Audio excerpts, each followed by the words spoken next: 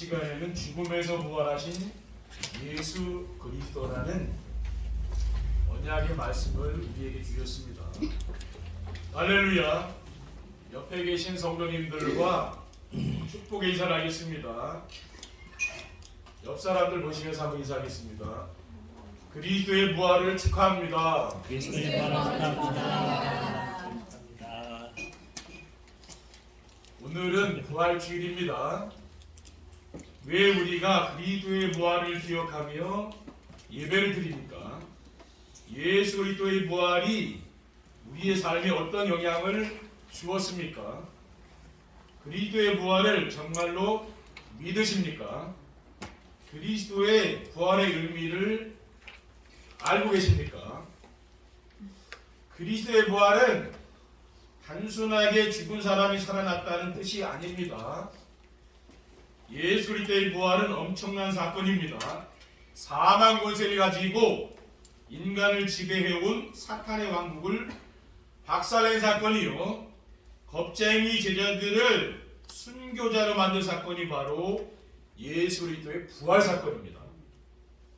오늘 본문을 보시면은요, 얼마 전까지만 해도 어린 계집아이 앞에서도 그리스도를 모른다고 부인했던 겁쟁이 베드로가 성전 미문에서 구걸하던 안진뱅이가 일어난 일로 사람들이 자신을 주목할 때 왜 우리를 주목하느냐 하면서 뭘 하겠습니까? 너희가 십자가에 못 박아 죽도록 하신 예수 그리스도께서 죽은 자 가운데서 부활하셔서 우리와 함께 하시며 안진뱅이를 일으켰노라 했어요. 그리고 우리는 그 일의 증인이라고 큰 소리 외쳤습니다. 이렇게 부활하신 그리스도를 만나고 이렇게 변화가 된 거죠. 그러면 죽음에서 부활하신 예수님은 어떤 분이십니까? 죽음에서 부활하신 예수님은 사람들이 볼 때 흠모할 만한 것이 없었습니다. 왜 죽음에서 부활하신 예수님은 사람들이 볼 때 흠모할 만한 것이 없었습니까? 왜냐하면은 자랑할 것이 없는 일반 가정에서 태어나셨기 때문입니다. 마태복음 13장 55절에 이는 그 목수의 아들이 아니냐, 그 어머니는 마리아, 그 형제들은 야고보, 요셉, 시몬, 유다라 하지 않느냐, 그 누이들은 다 우리와 함께 있지 아니하냐, 그런즉 이 사람이 이 모든 것이 어디서 났느냐. 그러니까 평범한 목수의 아들로 태어난 거죠. 그렇죠? 그리고 직업도 신통치 않았고 특별한 교육도 받지 못했습니다. 아버지 요셉이 가난한 목수였기 때문에 어릴 때부터 예수님은 뭡니까? 목수 일을 배웠을 거 아니겠습니까? 목수 생활을 하면서 잘하실 것입니다.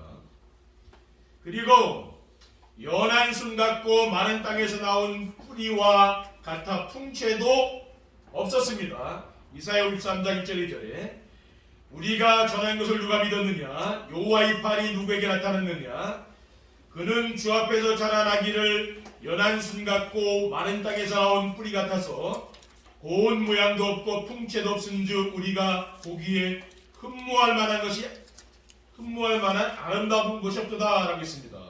예수님은 잘생기고 아주 미남이고 그렇게 화가들은 그려놨잖아요. 그렇죠?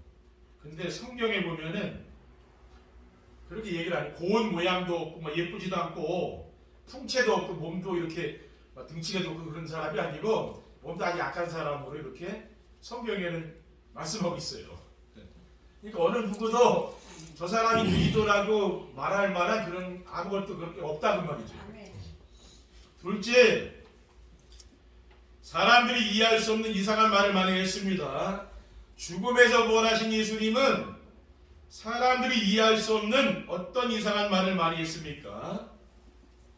수고하고 무거운 짐진 자들아 다 내게로 오라, 내가 편히 쉬게 하리라. 내게로 오면 다 쉬게 해주겠다. 사람들이 이해할 수 없는 말이잖아요. 그렇죠? 마태복음 11장 28절 23절에 수고하고 무거운 짐진 자들아 다 내게로 오라, 내가 너희를 쉬게 하리라. 나는 마음이 온유하고 겸손하니 나의 멍에를 메고 내게 배우라. 그리하면 너희 마음이 힘을 얻으리니 이는 내 멍에는 쉽고 내 짐은 가벼움이라. 그 당시 어느 누구도 이런 말을 할 수 없는 그런 이야기를 하고 있는 거죠. 그리고 중풍병자에게 이르시되 작은 자여 안심하라 내 죄사함을 받으리라고 했어요. 마태복음 9장 1절에 이제 보면은 예수께서 배에 오르사 건너가 본 동네에 이르시니 침상에 누운 중풍병자를 사람들이 데리고 오거늘 예수께서 그들의 믿음을 보시고 중풍병자에게 이르시되 작은 자야 안심하라 내 죄사함을 받으리라 라고 했어요. 그래서 중풍병자의 병을 고쳐주셨습니다. 그러니까 하나님 말고 누가 죄를 사겠습니까? 근데 예수님께서 네 죄 산 받았다는 그 사람들이 얼마나 이상하게 생각했을 겁니까? 그렇죠? 사람이 돼서 죄를 산다고 하니까 사람들이 이해할 수가 없는 이야기를 하고 있잖아요. 아멘. 그리고 예수께서 이르시되 너희가 이 성전을 올라 내가 사흘 동안에 일으키리라고 했습니다. 요한복음 2장 10절에 22절에 보면 예수께서 대답하여 이르시되 이 성전은 46년 동안의 지었건을 내가 3일 동안에 일으키겠느냐 하더라. 그러나 예수는 성전된 자기 육체를 가리켜 말씀하신 것이라 죽은 자 가운데서 살아나신 위하여 제자들이 이 말씀하신 것을 기억하고 성경과 예수께서 하신 말씀을 믿었다라고 했습니다. 그러니까 헤롯 성전은 46년 동안 지었잖아요. 헤롯 왕이요. 근데 이걸 허려버리면 내가 3일 동안에 이 성전을 일으키겠다고 했잖아요. 그리고 예수님은 그 성전 아닙니까? 구약 성경의 그 성전은 뭡니까? 예수 그리스도의 모형이거든요. 그러니까 사람들이 그 말을 들을 때 우리는 이게 믿음으로 이해가 되지만 그 당시 사람들은 이해가 안 되는 거죠. 그렇죠? 예수님을 그래서 십자가에 못 박지 않았겠습니까? 왜냐? 전혀 자기는 알아들을 수 없는 말을 하잖아요. 셋째, 우리를 죄와 사망의 권세에서 구원하러 오신 구세주입니다. 왜 죽음에서 부활하신 예수님은 우리를 죄와 사망의 권세에서 구원하러 오신 구세주십니까? 왜냐하면은 동정녀 마리아의 몸에 성령으로 잉태되어 사람이 되신 하나님이시기 때문에 그렇습니다. 마태복음 1장 23절에 보라 처녀가 잉태 아들을 낳을 것이요 그 이름을 임마누엘이라 하셨으니 이를 번역한즉 하나님이 우리와 함께 계시다면이라고 했어요. 요한복음 1장 18절에 본래 하나님을 본 사람이 없으되 아버지 품속에 있는 독생하신 하나님이 나타내셨느니라고 했습니다. 그리고 우리의 죄를 대속하시기 위해서 십자가에 달려 돌아가셨습니다. 이사야 53장 5절에 보면은 그가 찔림은 우리의 허물 때문이요 그가 상함은 우리의 죄악 때문이라. 그가 징계를 받음으로 우리는 평화를 누리고 그가 채찍에 맞음으로 우리는 나음을 받았다라고 했습니다. 베드로전서 3장 18절에 그리스도께서는 단번에 죄를 위하여 죽으사 의인으로서 불의한 자를 대신하셨으니 이는 우리를 하나님 앞으로 인도하려고 했습니다. 그리고 사망 권세를 이기시고 사흘 만에 부활하셨습니다. 고린도전서 15장 21절 22절에 보면은 사망이 한 사람으로 말미암았으니 죽은 자의 부활도 한 사람으로 말미암는도다. 아담 안에서 모든 사람이 죽은 것 같이 그리스도 안에서 모든 사람이 삶을 얻으리라라고 했습니다. 죽음에서 부활하신 예수 그리스도의 증인이 되려면 어떻게 하면 됩니까? 죽음에서 부활하신 예수 그리스도의 증인이 되려면은요, 예수 그리스도의 죽음에서 부활을 믿을 수 있어야 됩니다. 왜 예수 그리스도의 죽음에서 부활을 믿을 수 있어야 됩니까? 예수 그리스도의 부활은 하나님의 말씀인 성경에 기록되어 있기 때문에 그래요. 다윗은 시편 16편 10절에 이는 주께서 내 영혼을 수월해 버리지 아니하시며 주의 거룩한 자를 멸망시키지 않으실 것임이니이다. 다른 성경 번역을 보면은 썩음을 당하지 않게 하실 것이다. 그래서 그리스도밖에 없잖아요. 모든 인간은 썩지만 그리스도는 썩지 않았지 않습니까? 부활했잖아요. 고린도전서 15장 3절에 4절에 내가 받은 것을 너희에게 전하였느니 이는 성경대로 그리스도께서 우리 죄를 위하여 죽으시고 장사 제를 받으셨다가 성경대로 사흘 만에 다시 살아나셨다. 성경에 기록되어 있다는 거예요. 그리고 예수 그리스도를 따라다니던 제자들의 갑작스러운 변화입니다. 예수님을 따라다니던 제자들이 부활하신 그리스도를 만나고 완전히 변화됐다니까요. 오늘 본문에 보면 성전 뒷문에 앉아 구걸하던 안진뱅이가 사도행전 3장 6절에 8절에 보면은 베드로가 이르되 은과 금은 내게 없거니와 내게 있는 이것을 내게 주노니 나사렛 예수 그리스도의 이름으로 일어나 걸으라고 오른손을 잡아 일으키니 발과 발목이 곧 힘을 얻고 뛰어서서 걸으며 그들과 함께 성전을 들어가면서 걷기도 하고 뛰기도 하며 하나님을 찬송하니. 안진뱅이 일어난 거예요. 그 성전 미문에 앉은 안진뱅이가 평생 나면서 일어나 본 사람이 없다니까요. 그 안진뱅이를 나사렛 예수 그리스도님이 일으켰잖아요, 그렇죠? 그 유대인들이 얼마나 놀랐겠습니까? 전 그 나라 사람 다 하게 된 거 아니에요. 이렇게 베드로가 변화가 됐다는 말이에요, 그렇죠? 겁쟁이였는데 바뀐 거예요. 그리고 예수 그리스도의 부활을 증거하다 죽은 순교자들입니다.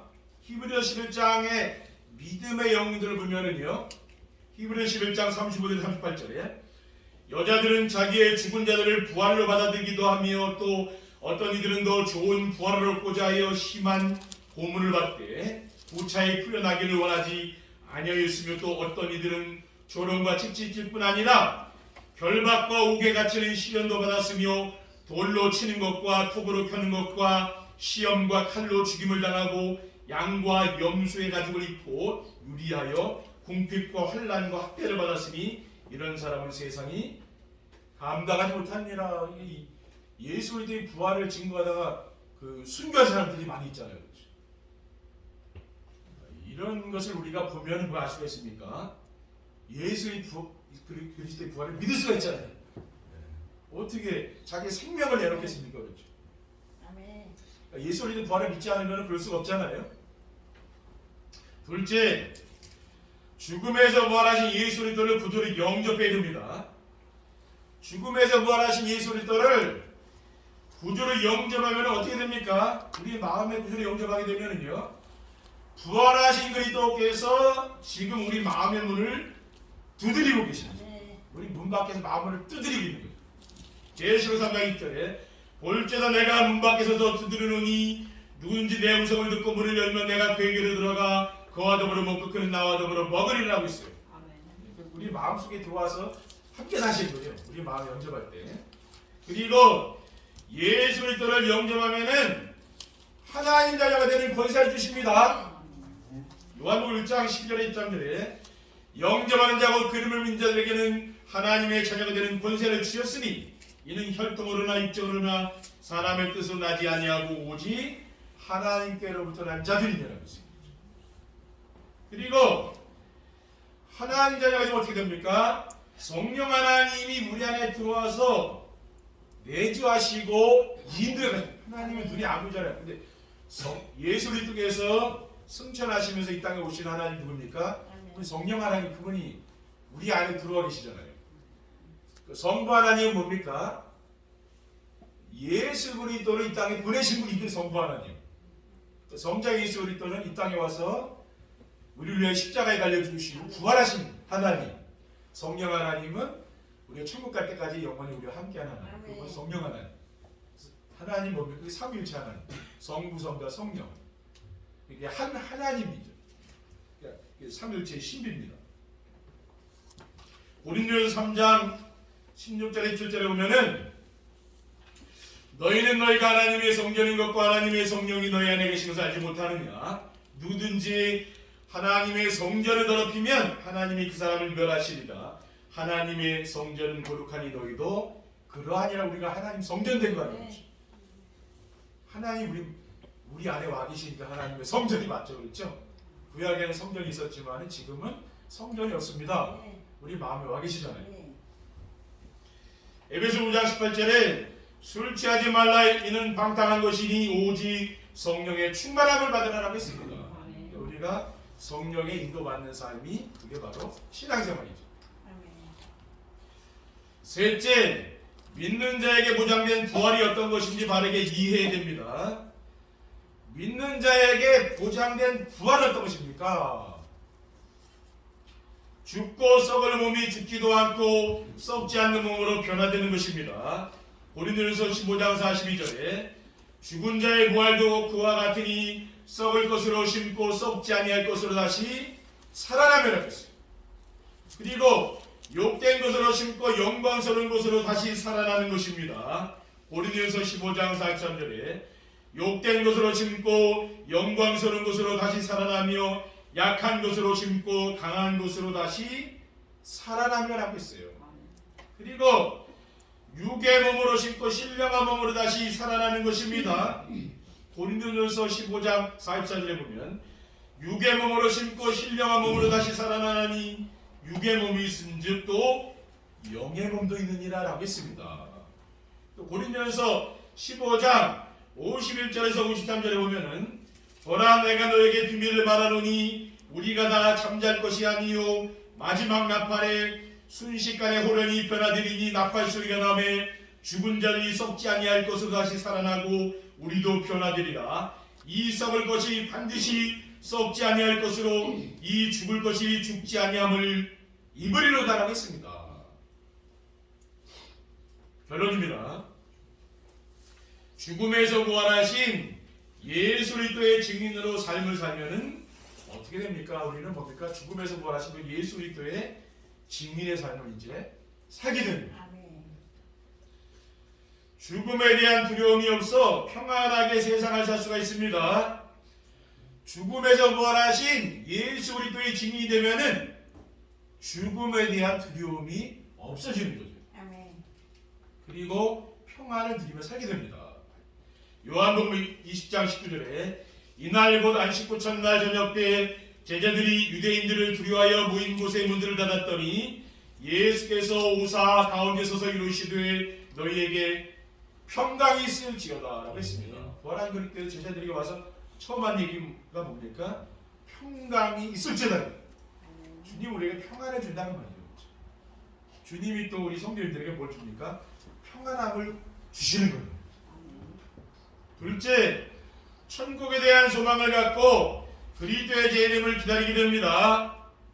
죽음에서 부활하신 그리스도의 증인이 되면은 이 세상에 미련을 두는 게 아니에요. 세상 사람들이 이 세상에 미련을 두고 살지 않는 우리는 뭡니까? 이 세상에 미련을 두는 게 아니고 천국에 대한 소망을 갖고 사는 거예요. 주님께서 오라 그러면 언제든지 갈 수 있도록 그렇죠. 그렇게 하면 되고요. 준비하거든요. 그리고 우리는 그리스도의 재림을 기다리면서 살게 됩니다. 계시록 21장 1절에 2절에 또 내가 새하늘과 새 땅을 보니 처음 하늘과 처음 땅이 없어졌고 바다도 다시 있지 않더라. 또 내가 보니 거룩한 성 새 예루살렘이 하나님께로부터 하늘에서 내려오니 그 준비한 것이 신부가 남편을 위하여 당장한 것 같다라고 했습니다. 계시록에 보면은 그 천국에 대해서 이렇게 자세히 기록이 되어 있습니다. 천국에 대해서. 거기에 우리는 뭡니까? 소망을 두고 살아야 되는 거죠. 하나 더 말씀드리면은 자기중심, 물질중심, 성공중심의 삶에서 점점 벗어나게 됩니다. 부활하신 예수 그리스도의 증인이 되면은 인생의 근본 문제인 자기중심, 물질중심, 성공중심에서 벗어나는 거예요. 그래서 오직 그리스도가 됩니다. 그러면 오직 그리스도가 되면 어떻게 됩니까? 그리스도로 한 번으로 만족하고 충분하고 모든 것이 됩니다. 그래서 하나님이 모든 것을 채워주시기 때문에 부족함이 없이 살아가는 거예요. 빌립보서 4장 19절에 나의 하나님이 그리스도 예수 안에서 영광 가운데 그 풍성한 대로 너희 모든 쓸 것을 채우시라고 했어요. 그래서 이번 한 주간 죽음에서 부활하신 그리스도를 늘 묵상하면서 사시기 바랍니다. 여러분 가정에 여러분 산업 현장에 부활하신 그리스도께서 늘 함께하는 그 축복을 누리시기를 주님의 이름으로 축원드립니다. 아멘. 기도하겠습니다. 사랑의 하나님 감사합니다. 오늘 부활절을 맞이하여 우리 성도님들이 함께 교회에 나와서 예배 드릴 수 있도록 인도하시니 감사합니다. 늘 마음속에 부활의 그 그리스도가 마음에 늘 살아계시고 우리의 삶의 현장에서 이 부활의 그리스도를 증거하는 증인의 삶을 살 수 있도록 하나님께서 축복해 주시옵소서. 우리 구주 예수 그리스도의 이름으로 기도하옵나이다. 아멘.